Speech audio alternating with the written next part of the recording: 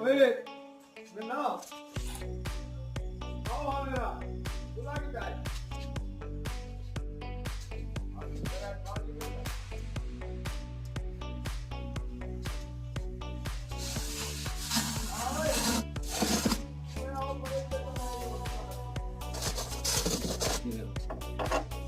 fit ਹੈ